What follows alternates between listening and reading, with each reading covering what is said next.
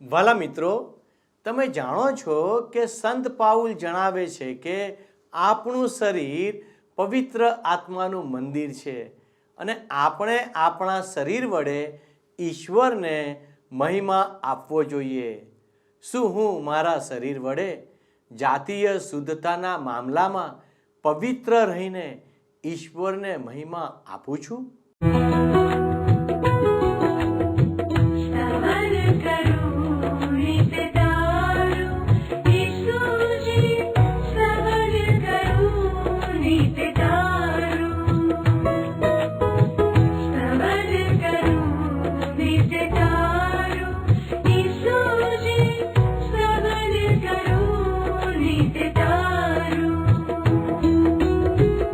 आज सवारे साध सुनी तम महिमा करूं प्रभु तारो,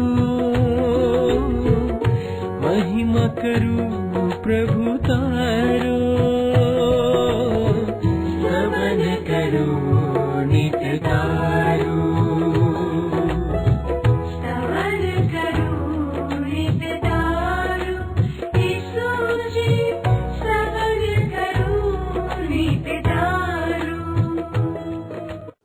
કેમ છો દર્શક મિત્રો?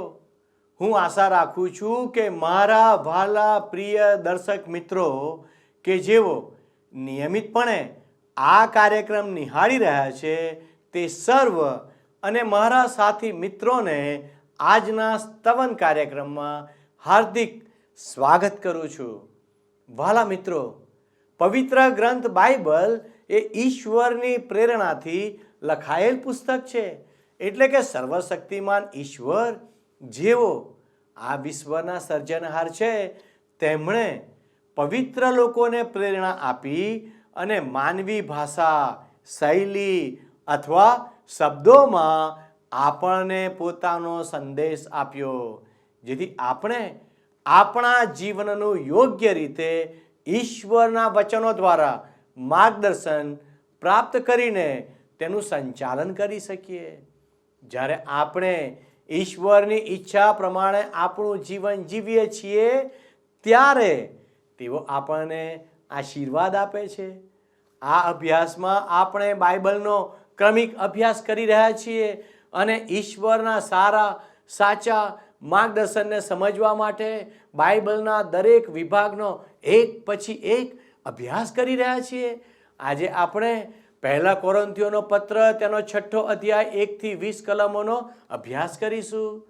સંત પાઉલ આ અધ્યાયમાં વિશ્વાસીઓને ઉચ્ચ પ્રકારના તેડાની આબેહૂબ યાદ અપાવે છે, જેમાં વિવાદોનું સમજદારીપૂર્વક સમાધાન કરવું, નૈતિક રીતે જીવન જીવવું અને આપણા શરીરથી ઈશ્વરનો મહિમા કરવો વગેરે જેવી બાબતોનો સમાવેશ થાય છે. તે આપણને પડકાર આપે છે કે આપણે વ્યક્તિગત મતભેદો પ્રત્યેના આપણા અભિગમ પર પુનર્વિચાર કરીએ. દુનિયાવી રીત રસમોની મદદ લેવાને બદલે આત્મિક શાણપણથી તેમને ઉકેલીએ. આ અધ્યાય વિશ્વાસીઓની પાપી તરીકેની ભૂતકાળની ઓળખ અને ખ્રિસ્તમાં તેમની નવી ઓળખ વચ્ચે સ્પષ્ટ તફાવત દર્શાવે છે.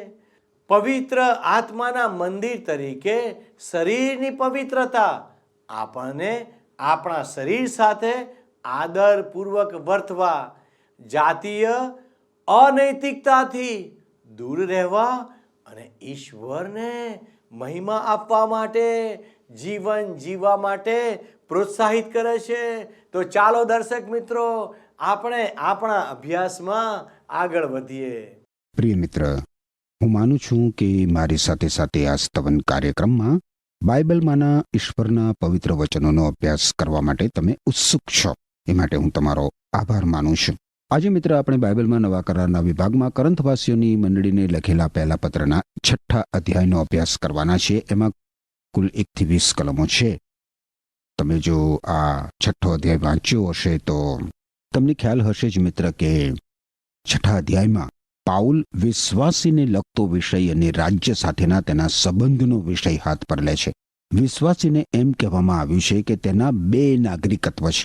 અવિશ્વાસીઓ અને ઘણીવાર તો વિશ્વાસીઓ પણ આ વિષય સમજવામાં થાપ ખાય છે. તમે જુઓ મિત્ર, તો બાઇબલમાં જે ફિલિપી લોકોને લખેલો પત્ર છે નવા કરારના વિભાગમાં, એના 3 અધ્યાયની 20મી કલમમાં લખવામાં આવ્યું છે કે આપણે સ્વર્ગના નાગરિક છીએ અને આપણા ઉદ્ધારક પ્રભુ ઈસુ ખ્રિસ્ત સ્વર્ગમાંથી પાછા આવે તેની આપણે આતુરતાથી રાહ જોઈએ છીએ. આપણે સ્વર્ગના નાગરિક છીએ. એટલે મિત્ર, વિશ્વાસીનું નાગરિકત્વ સ્વર્ગમાં હોવાથી તે પોતાના દેશ પ્રત્યેની તેની ફરજોમાંથી કંઈ મુક્ત થઈ જતો નથી. વિશ્વાસીને ઈશ્વર પ્રત્યે તેમજ એના પોતાના દેશ પ્રત્યે જવાબદારી છે. વિશ્વાસીને આત્મિક તેમજ દૈહિક બંને જવાબદારી છે. પ્રેષિત પાઉલ કરંથવાસીની મંડળીને લખેલા પહેલા પત્રના 6 અધ્યાયમાં વિશ્વાસીની દેશ પ્રત્યેની ચોક્કસ ફરજો પ્રત્યે ધ્યાન ખેંચે છે. એમાં કેટલીક દોરવણી દર્શક બાબતો છે જેને બરાબર સમજી લેવી જરૂરી છે. હવે તમે તિમોથીને લખેલા બીજા પત્રના 2 અધ્યાયની 1 થી 4 કલમો જુઓ. મારા પુત્ર, ખ્રિસ્ત ઈસુ સાથેના જોડાણથી આપણને આપવામાં આવેલી કૃપાની મારફતે બળવાન થા. ઘણા સાક્ષીઓની હાજરીમાં મેં જણાવેલા વચનોનો સ્વીકાર કર અને બીજાઓને પણ શીખવી શકે તેવા ભરોસાપાત્ર માણસોને તેની સોંપણી કર. ઈસુ ખ્રિસ્તના વફાદાર સૈનિક તરીકે દુઃખ સહન કરવામાં તારો ભાગ લે. જે સૈનિક નોકરી પર છે તે પોતાના અધિકારીને ખુશ કરવા માંગે છે અને તેથી નાગરિક તરીકેના જીવનની જવાબદારીમાં તે સામેલ થતો નથી. હવે દેશ પ્રત્યે આપણી જે વફાદારી અને ફરજ છે મિત્ર, એ તો એ છે કે આપણે શાંતિવર્ધક, કાયદા પાલન કરનાર એવો સમાજ ઊભો કરીએ અને રાજસત્તા સાથે સહયોગ સાધીએ. વિશ્વાસી માટે આવું વલણ શા માટે અત્યંત મહત્વનું છે? એટલા માટે કે એ દ્વારા આપણે પ્રભુ ઈસુ ખ્રિસ્તનો શુભ સંદેશ પ્રસરાવી શકીએ. રોમન લોકોને લખેલો પત્ર તમે જુઓ બાઇબલમાં નવા કરારના વિભાગમાં 13મા અધ્યાયની 1 થી 4 કલમો, તો ત્યાં લખ્યું છે, દરેકે રાજ્યના અધિકારીઓને આધીન રહેવું, કારણ ઈશ્વરની પરવાનગી વગર અપાયો હોય એવો કોઈ અધિકાર નથી. અધિકારીઓ ઈશ્વર તરફથી નિમાયેલા હોય છે. જે કોઈ અધિકારનો વિરોધ કરે છે તે ઈશ્વરે ઠરાવેલી વ્યવસ્થાનો વિરોધ કરે છે. જે કોઈ એવું કૃત્ય કરે છે તે પોતા પર શિક્ષા લાવશે. સારું કામ કરનારાઓને અધિકારીઓને બીક લાગતી નથી, પણ ભૂંડું કરનારાઓને જ લાગે છે. શું તમારે અધિકારીઓથી ભયમુક્ત થવું છે? તો જે સારું છે તે કરો, એટલે તે તમારા વખાણ કરશે. તે તો તમારા ભલાને માટે ઈશ્વર તરફથી નિમાયેલા સેવક છે. જો તમે ભૂંડું કરો તો જ તમને તેની બીક લાગે, કારણ તેની પાસે સજા કરવાની ખરેખરી સત્તા છે. તે તો ભૂંડા કામ કરનારને સજા કરવા ઈશ્વરથી નિમાયેલો સેવક છે. મિત્ર, રોમન સરકાર જ્યારે ભ્રષ્ટ હતી એવા સમયમાં આ લખાયું હતું. હવે એ સમયના રોમન રાજાઓ આપ ખુદ શાહી ચલાવતા હતા. એમાંના ઘણા બધા રાજાઓ તો પ્રભુ ઈસુ ખ્રિસ્તની મંડળી ઉપર અત્યાચાર ગુજારતા હતા.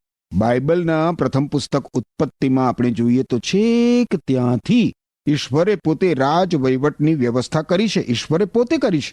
હવે આ 6 અધ્યાયમાં તમે જુઓ તો કોરિન્થ શહેરની મંડળીની સમસ્યાઓની ચર્ચા ચાલુ રહે છે. પ્રથમ સમસ્યા કઈ હતી? અશુદ્ધતાની હતી, બરાબર. હવે આ 6 અધ્યાયમાં આગળ આપણે જોઈએ છે તો મંડળીના સભ્યો વચ્ચે કોર્ટ કેસની સમસ્યા ચર્ચવામાં આવી છે. તમે મારી સાથે સાથે કરંથવાસીની મંડળીને લખેલા પહેલા પત્રના 6 અધ્યાયની 1લી કલમ જોશો મિત્ર. અહીં તમે જોશો મિત્ર, તો ભાઈની વિરુદ્ધ કોર્ટમાં ન જાઓ એ શીર્ષક નીચે કરંથવાસીઓને લખેલા પહેલા પત્રના 6 અધ્યાયની 1લી કલમમાં પ્રેષિત પાઉલ કહે છે કે તમારામાંથી કોઈને બીજા ભાઈની વિરુદ્ધ ઝઘડો હોય તો તેના નિકાલ માટે ઈશ્વરના લોક પાસે ન જતા વિધર્મી ન્યાયાધીશોની પાસે જવાની હિંમત તમે કેમ કરો છો? હવે તમને આ વિધાન ઘણું વિચિત્ર લાગે, પણ એમાં થોડી સમજણ પ્રાપ્ત કરવાની જરૂર છે મિત્ર. પ્રેષિત પાઉલ એમ નથી કહેતો કે વિશ્વાસીએ દેશના કાયદા કાનૂનનો સહારો ના લેવો. જો વિશ્વાસી દેશના કાયદા કાનૂનનો લાભ ના લે તો અવિશ્વાસીઓ દ્વારા તેમણે ભારે નુકસાન સહન કરવું પડે. પાઉલ તો અહીંયા એમ કહે છે, એક વિશ્વાસીએ બીજા વિશ્વાસી વિરુદ્ધ કોર્ટ કેસ ના કરવો જોઈએ. વિશ્વાસીઓ વચ્ચેના પ્રશ્નો કાયદાની કોર્ટમાં લઈ જવાની કંઈ જરૂર નથી હોતી. એ પ્રશ્નો તો વિશ્વાસીઓએ જ હલ કરી દેવા જોઈએ. આજે આ બાબત તરફ ખાસ ધ્યાન આપવામાં નથી આવતું. મંડળીના પ્રશ્નો, વિશ્વાસી વચ્ચેના પ્રશ્નો મંડળીમાં જ વિશ્વાસીઓ દ્વારા હલ કરાવવા જોઈએ. શા માટે વિશ્વાસીઓએ એકબીજાની વિરુદ્ધ કોર્ટમાં ના જવું જોઈએ? વિશ્વાસીઓ ન્યાય કરવાની ક્ષમતા ધરાવે છે એનું પાઉલ ત્રિમુખી કારણ આપે છે. 2જી કલમ જુઓ. ઈશ્વરના લોક દુનિયાનો ન્યાય કરશે એની શું તમને ખબર નથી? જો તમારે દુનિયાનો ન્યાય કરવાનો હોય તો પછી નાની નાની બાબતોનો નિકાલ કરવાને શું તમે લાયક નથી? પ્રથમ બાબત તો એ છે કે સંતો ઈશ્વરના લોક દુનિયાનો ન્યાય કરશે. મારા મિત્ર, જો તમે પ્રભુ ઈસુ ખ્રિસ્ત પર વિશ્વાસ કર્યો છે તો તમે એક દિવસ આ પૃથ્વી ઉપર પ્રભુ ઈસુ ખ્રિસ્તની સાથે રાજ કરનાર બનશો. આ રાજ કારોબારમાં દુનિયાના વ્યવહાર માટેના ન્યાયનો સમાવેશ થાય છે. ઈશ્વરના લોક દુનિયાનો ન્યાય કરશે. હું માનું છું મિત્ર કે આ બાબતને પ્રેષિત પાઉલે તિમોથીને લખેલા બીજા પત્રના 2 અધ્યાયની 12મી કલમમાં જે કહ્યું છે એની સાથે બહુ સ્પષ્ટ સંબંધ છે. તમે જોશો મિત્ર, ત્યાં તમે જુઓ તો 12મી કલમમાં પ્રેષિત પાઉલ કહે છે, જો આપણે સહન કરવાનું ચાલુ રાખીએ તો આપણે તેમની સાથે ઈશ્વરની સાથે રાજ કરીશું. જો આપણે તેમનો નકાર કરીએ તો તે પણ આપણો નકાર કરશે. હવે મિત્ર, 3જી કલમ જુઓ. કરંથવાસીને લખેલો પહેલો પત્ર 6 અધ્યાય 3જી કલમ શું કહે છે? પ્રેષિત પાઉલ કહે છે કે આપણે દૂતોનો ન્યાય કરીશું. એની શું તમને ખબર નથી? આમ આપણે આ દુનિયાની બાબતો અંગેનો ન્યાય કરી શકીએ તેમ છીએ, એ નક્કી વાત છે. પાઉલ અહીં કહે છે કે શું તમને ખબર નથી?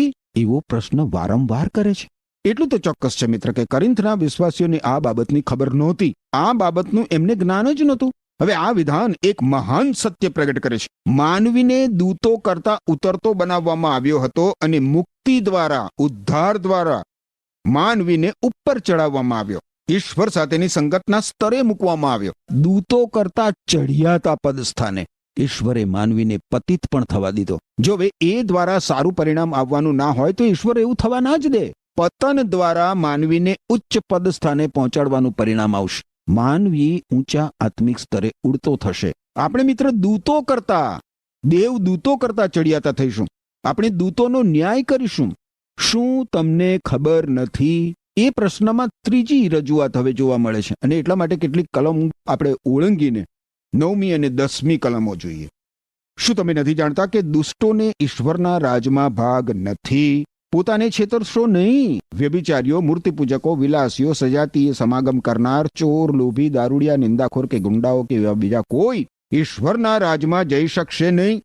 અહીં આપણને 3જી બાબત જોવા મળે છે મિત્ર, અન્યાયીપણું, અપવિત્રતા ઈશ્વરના રાજમાં નથી. ધ્યાનથી સાંભળો, બહુ જ અગત્યની વાત છે. કોઈ અવિશ્વાસી ન્યાયાધીશ કે જજ આત્મિક નિર્ણયો લેવા માટે સક્ષમ નથી, કારણ કે એવી વ્યક્તિ આત્મિક સિદ્ધાંતો સમજી શકતી જ નથી. અને આ કારણે જ મંડળી વિરુદ્ધના કે વિશ્વાસી વિરુદ્ધના કોર્ટ કેસોના ચુકાદા સંતોષકારક હોઈ શકે નહીં. અવિશ્વાસી ન્યાયાધીશને કાનૂનના પુસ્તકના કાયદાની ખબર હોઈ શકે, પરંતુ એને આત્મિક નિર્ણયોની કેવી રીતે ખબર હોય? એની પાસે આત્મિક આંતરસૂઝ જ નથી હોતી. એક વખત જિજ્ઞાસાથી પ્રેરાઈને નિશાળમાં રિસેસના સમયે બાજુમાં આવેલી કોર્ટમાં ચાલી રહેલો કેસ જોવા હું ગયો હતો. બન્યું એવું કે એ કેસ એક વિશ્વાસીએ મંડળી વિરુદ્ધ કર્યો હતો. એ વિશ્વાસી પાછો મંડળીની વહીવટી પાંખનો સભ્ય હતો. જજ સામે વકીલો સામસામા જે દલીલો કરી રહ્યા હતા એ બધી સાંભળીને હું ઉંમરમાં નાનો હતો, છતાં મને એમ થયું કે આ લોકો તો દુનિયાની રીતે કેસ હલ કરે છે. આ લોકો પાસે આત્મિક જ્ઞાન તો છે જ નહીં. શા માટે પેલા વિશ્વાસી ભાઈએ મંડળી વિરુદ્ધ કોર્ટમાં કેસ કર્યો હશે? આ જજ કેવો ચુકાદો આપશે? દુનિયાની રીતે જ ને. નાની વયે પણ મને સમજાયું હતું કે મંડળીની સમસ્યા અયોગ્ય સ્થાને ન્યાય માટે લાવવામાં આવી છે મિત્ર.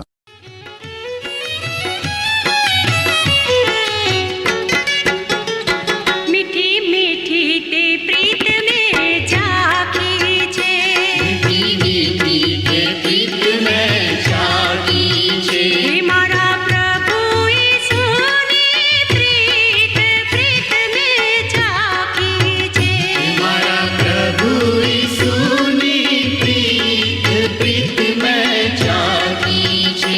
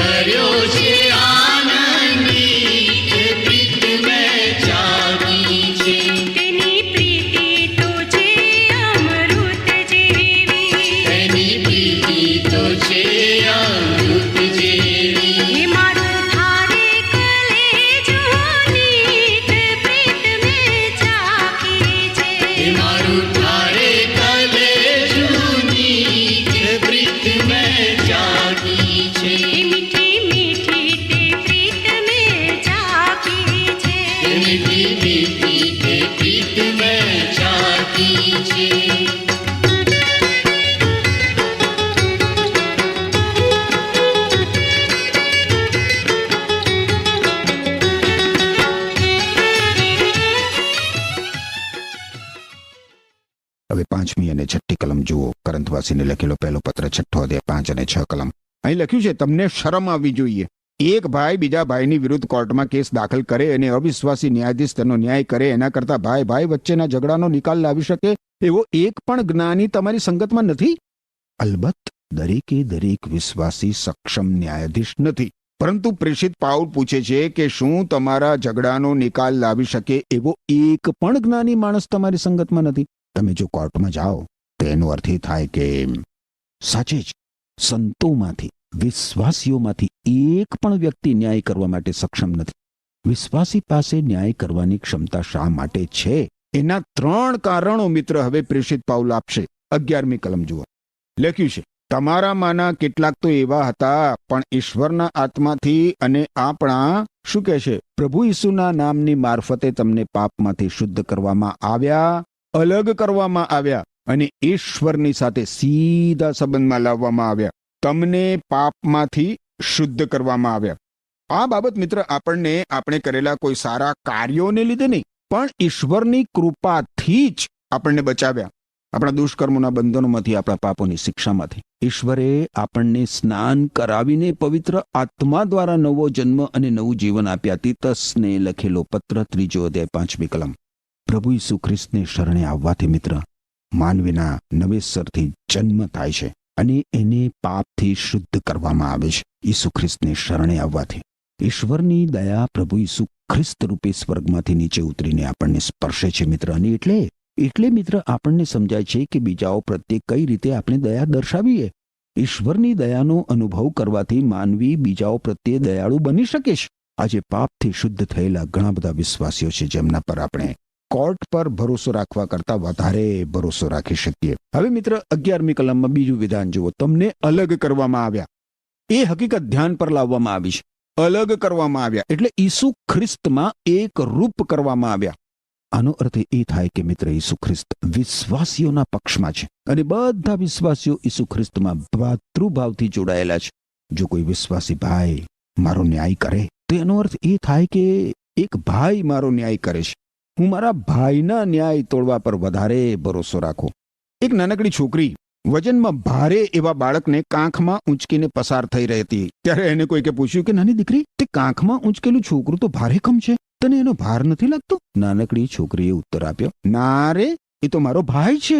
તમે જોયું મિત્ર, અરસપરસનો સંબંધ ઘણો બધો ફરક પાડી દે છે. એક ભાઈનું વજન બહુ નથી લાગતું. હું પ્રભુ ઈસુ ખ્રિસ્તમાં છું અને બીજો વિશ્વાસી ઈસુ ખ્રિસ્તમાં મારો ભાઈ છે, તેથી તેના પર ભરોસો રાખવાની મારી તૈયારી હોવી જોઈએ. હવે 11મી કલમનું 3જું વિધાન જુઓ. તમને ઈશ્વરની સાથે સીધા સંબંધમાં લાવવામાં આવ્યા છે. એક વિશ્વાસી ભાઈ મારો ન્યાય કરવા સક્ષમ છે તેનું 3જું કારણ એ છે કે મારી જેમ તેના પાપ પણ માફ થયા છે. મારી જેમ ઈશ્વરના ન્યાયાસન સમક્ષ એણે પણ ન્યાયી ઘોષિત કરવામાં આવ્યો છે. રોમન લોકોને લખેલો પત્ર તમે જુઓ, એનો 8મો અધ્યાય અને 33મી કલમ જુઓ તો ત્યાં લખવામાં આવ્યું છે કે ઈશ્વરના પસંદ કરેલા ઉપર કોણ આરોપ મૂકી શકે? અને એ પછી તમે રોમન લોકોને જ લખેલા પત્રના 4થા અધ્યાયની 5મી કલમ જુઓ તો ત્યાં લખવામાં આવ્યું છે, હવે જે માણસ પોતે કરેલા કાર્યો પર નહીં પણ દોષિતને નિર્દોષ ઠરાવનાર ઈશ્વર ઉપર વિશ્વાસ કરે છે તેને ઈશ્વર તેના વિશ્વાસના આધારે ન્યાયી ગણે છે. વિશ્વાસી આ હકીકતો જાણે છે અને હું માનું છું મિત્ર કે બીજા કોઈ પણ કરતા એ વિશ્વાસી મારો કેસ વધારે સારી રીતે ચલાવી શકે. હવે આગળ આપણને ઈશ્વરના મહિમાર્થે શરીરનો ઉપયોગ એવું શીર્ષક જોવા મળે છે. એ શીર્ષક નીચે તમે જોશો તો 12મી કલમમાં પ્રેષિત પાઉલ કહે છે કે કોઈ એમ કહેશે, મને બધું જ કરવાની છૂટ છે, પણ તમારે માટે બધું સારું નથી. હું આમ કહીશ, મને બધું કરવાની છૂટ છે પણ હું કશાનો ગુલામ બનવાનો નથી. એવી ઘણી બધી બાબતો છે મિત્ર કે જે વિશ્વાસી ચાહે તો કરી શકે, પણ એ બધું કરવું વિશ્વાસી માટે યોગ્ય નથી. અહીં એમાંની એક બાબત પ્રેષિત પાઉલ જણાવે છે. જુઓ 13મી કલમ. બીજું કોઈ કહેશે ખોરાક પેટને માટે છે અને પેટ ખોરાકને માટે છે. એ તો સાચું છે, પણ ઈશ્વરે બંનેનો નાશ કરશે. માનવી શરીર વ્યભિચાર કરવા માટે નહીં પણ પ્રભુની સેવા કરવાને માટે વપરાવવું જોઈએ. ખોરાક એક દિવસ નાશ પામશે. એક દિવસ આપણા પેટનો પણ નાશ થશે. ખોરાક માટે કોઈ બંધન નથી, પરંતુ એથી ઉલટું જોઈએ તો આપણા શરીરો વ્યભિચાર કરવા માટે નથી મિત્ર. આપણા શરીરો એ તો ઈશ્વરની મિલકત છે. પ્રેષિતોના કાર્યના પુસ્તકના 14મા અને 15મા અધ્યાયમાં તમે જુઓ તો ત્યાં એ જ બાબતો જોવા મળે છે. હવે આપણે કરંથવાસીની મંડળીને લખેલા પહેલા પત્રના 6 અધ્યાયની 14 અને 15 કલમ જોઈએ તો ત્યાં પ્રેષિત પાઉલ કહે છે કે ઈશ્વરે પ્રભુ ઈસુ ખ્રિસ્તને મરણમાંથી સજીવન કર્યા છે અને તેમના એ સામર્થ્યથી તેઓ આપણને પણ ફરી સજીવન કરશે. તમે જાણો છો કે તમારા શરીરો ઈસુ ખ્રિસ્તના શરીરના અવયવો છે. તો શું હું ઈસુ ખ્રિસ્તના શરીરના અવયવોને વેશ્યા સાથે જોડી શકું? ના, કદી નહીં. આજના માનવ સમાજમાં કેટલા બધા લોકો આ કેન્સર સમાન ખતરનાક પાપમાં સપડાયા છે મિત્ર. કૃત્યમાં નહીં તો છેવટે પોતાના વૈચારિક જીવનમાં પણ. માથે અનુસાર શુભ સંદેશના 5મા અધ્યાયની 28મી કલમમાં પ્રભુ ઈસુ ખ્રિસ્ત કહે છે કે જો કોઈ યુવતીની સામે જોઈને તેની સાથે શારીરિક સંબંધની ઈચ્છા સેવે તો તે યુવતીની વિરુદ્ધ પોતાના હૃદયમાં વ્યભિચાર કરે છે. યુવા જગતમાં શું ચાલે છે એ યુવાનો જાણે છે. અય્યાસીમાં રાજતા લોકો જાણે છે કે તેમના જીવનો કેવા છે. એકાંત સ્થળોમાં અને એકાંત પળોમાં શું થાય છે એ દરેક જણ જાણે છે. મિત્ર, યાદ રાખીએ કે આપણા શરીરો પરમ પવિત્ર પ્રભુ ઈસુ ખ્રિસ્તના શરીરના અવયવો છે. વ્યભિચાર જેવી ખતરનાક મલિન ગંદકી રૂપ આપત્તિ એમાં શી રીતે પ્રવેશી શકે? પ્રવેશી હોય તો એ તાત્કાલિક દૂર થવાની જરૂર છે. આગળ પ્રેષિત પાઉલ 16 થી 18 કલમોમાં કહે છે, શું તમને ખબર નથી કે જે વેશ્યાની સાથે સમાગમમાં આવે છે તે શારીરિક રીતે તેની સાથે એક થાય છે? ધર્મશાસ્ત્રમાં તો સ્પષ્ટ જણાવવામાં આવ્યું છે કે તેઓ બંને મળીને એક શરીર બનશે. પણ જે પ્રભુની સાથે જોડાય છે તે તેમની સાથે આત્મામાં એક થાય છે. વ્યભિચારથી દૂર રહો. માનવી બીજું પાપ કરે તો તેથી તેના શરીરને નુકસાન થતું નથી, પણ જે વ્યભિચાર કરે છે એ પોતાના શરીરની વિરુદ્ધ જ પાપ કરે છે. માનવી વ્યભિચારી હોય, ભ્રષ્ટ જીવન જીવતો હોય તો એ કેવી રીતે પ્રભુ ઈસુ ખ્રિસ્તની સાથે સંબંધ રાખી શકે? મિત્ર, એ પ્રભુ ઈસુ ખ્રિસ્તની સેવા કરી જ ના શકે. એ પ્રભુ ઈસુ ખ્રિસ્તનો ભક્ત રહી જ ના શકે. ઈશ્વર એવા માનવીને સ્વીકારી શકે જ નહીં. મિત્ર, ઈશ્વરનું વચન કેટલું બધું સ્પષ્ટ છે, કેટલું બધું સ્પષ્ટ છે. વ્યભિચારથી દૂર રહો, વ્યભિચારથી દૂર રહો. ઈશ્વર આનાથી વધારે કયા સારા શબ્દોમાં આપણને સમજાવે? પ્રેષિત પાઉલ શરીર માટે સારાંશ રૂપે 19 અને 20 કલમોમાં કેટલું મહાન સત્ય જાહેર કરે છે. જુઓ 19 અને 20 કલમ. તમારું શરીર પવિત્ર આત્માનું મંદિર છે.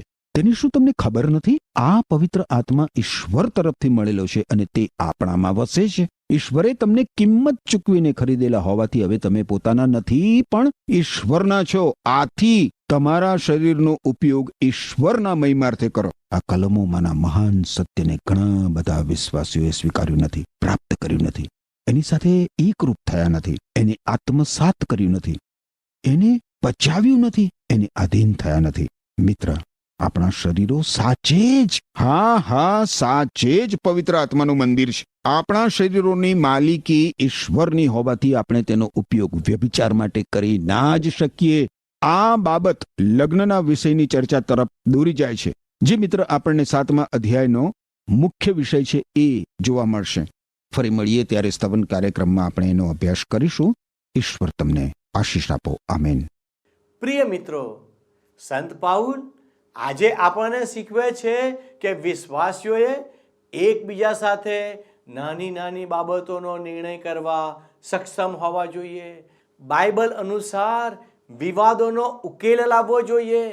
ધર્મ નિરપેક્ષ અદાલતોનો આશરો લેવાને બદલે બાઇબલના સિદ્ધાંતો અને ઈશ્વરીય સલાહનો ઉપયોગ કરીને મંડળીના સમુદાયમાં વિવાદોનો ઉકેલ લાવવાનો પ્રયાસ કરવો જોઈએ. અને વળી સંત પાઉલ એમ પણ કહે છે કે વિશ્વાસી તરીકે આપણે ખ્રિસ્તમાં નવી ઓળખ હોવી જોઈએ. જીવનના દરેક ક્ષેત્રમાં પવિત્રતા અને ન્યાયપણાને અનુસરીને ખ્રિસ્તમાં આપણી ઓળખને જીવંત બનાવવી જોઈએ.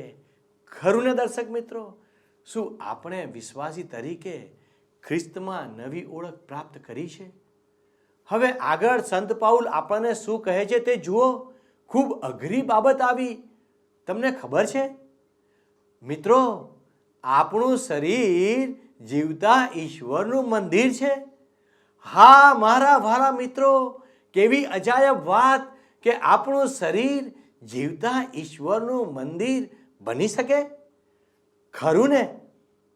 તો આ મંદિરને આપણે સ્વચ્છ રાખવાનું છે. એટલે કે આપણા શરીરને દુષ્ટ બાબતો જેવી કે વ્યભિચારથી દૂર રાખવાનું છે. મારી વાત સમજી ગયા હશો ખરું ને?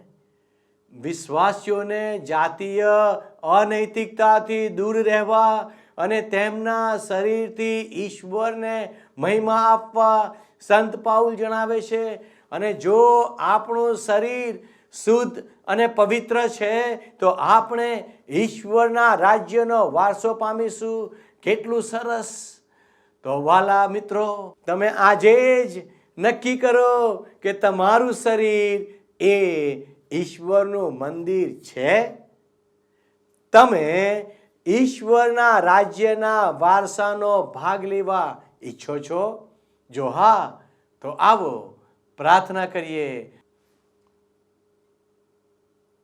હે અમારા ઈશ્વર પિતા, અમે તમારી કૃપા માંગીએ છીએ. તમે અમને મદદ કરો કે અમે તમને આધીન થઈને અમારા શરીરોની કાળજી રાખીએ. પ્રભુ, તમે અમને નમ્ર બનાવો. તમે અમને શૈતાન ને શૈતાનની કુયુક્તિઓથી દૂર રાખો. વ્યભિચારના પાપથી તમે અમને મુક્ત કરો. અને દેવ, અમારું જીવન તમારા મહિમાને માટે વપરાય એવી અમારી વિનંતી છે. પ્રભુ, અમારા દરેક દર્શક મિત્રોને આ પ્રમાણે કરવા મદદ કરો. અમારી આ પ્રાર્થના ઈસુના નામમાં માગીએ છીએ. આમેન.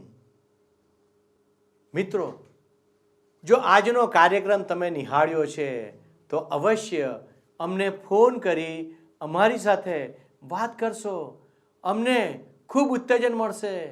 અને હા, ખાસ જણાવવાનું કે તમારા પરિવારમાં આ કાર્યક્રમ બાબતે અવશ્ય જાણ કરશો અને પરિવારને પણ આત્મિક ખોરાક આપશો. ઈશ્વર આજનો આશીર્વાદ આપને પૂરો પાડો અને ઈશ્વર આપની સાથે રહો. એ જ પ્રાર્થના સાથે હું આપની વિદાય લઉં છું.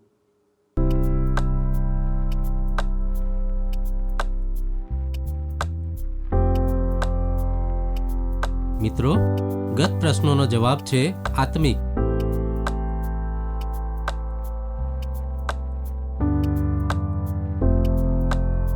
આજનો પ્રશ્ન છે, માનવીનું શરીર શાના માટે વપરાવું જોઈએ?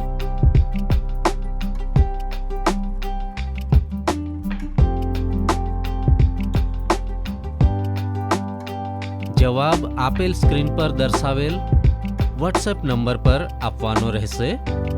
કાર્યક્રમ દરમિયાન પૂછેલા પ્રશ્નોનો સાચો જવાબ આપનાર વિજેતાઓના નામ દર મહિનાના પ્રથમ સોમવારે જાહેર કરવામાં આવશે.